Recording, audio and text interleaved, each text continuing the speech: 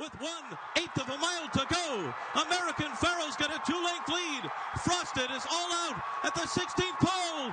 And here it is. The 37-year wait is over. American Pharoah is finally the one. American Pharoah has won the Triple Crown. With American Pharoah finally happened, where we had got him not to sell the sire. We had bought the dam for him as a young unraced horse, and it got hurt, and then we used it for the broodmare, and then he was going to sell the offspring American Pharoah as a yearling, and we got him not to do that. After that, people started to notice.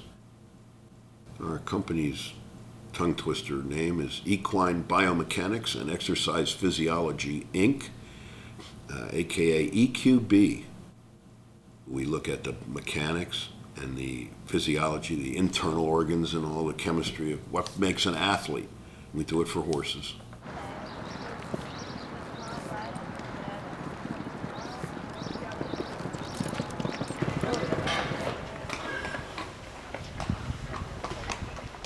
One of the real things we love to do is we have spent our life trying to unravel what it is that makes a great equine athlete. And so it's just really fun to go back and sort through this hodgepodge out here, and hopefully find a graded winner, or 2 or 3, because there are a lot of them out there. The recipe for Hungarian rabbit stew is first catch the rabbit.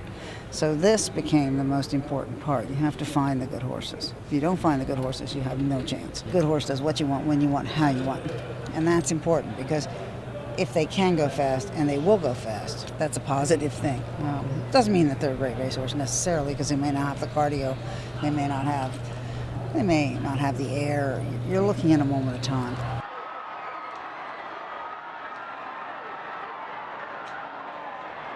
I think like the 3 most interesting things are like the stock market, psychoanalysis, and horse racing, because there's nothing that's irrelevant.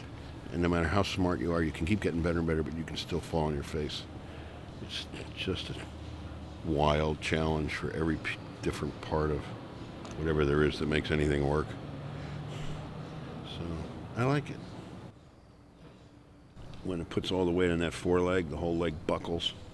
And at the knee there, it's there's like 6, 7 bones in that knee, and they bang into each other, and they get chips, and then it hurts.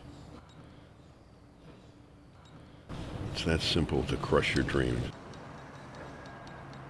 Anybody who is an expert, I think, has done it 10,000 hours. I've probably done it 40,000 hours. So, I'm probably the only person in the world who has ultrasounded almost 80,000 horses. It's not necessarily a bigger cardio, but it has to have certain qualities.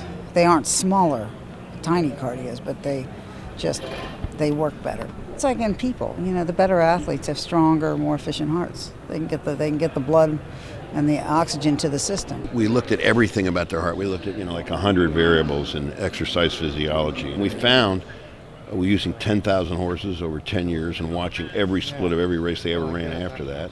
We were able to identify that it was a predictor of performance, and that the vast majority of the really good racehorses were in a tiny percentage of what's available physically in that.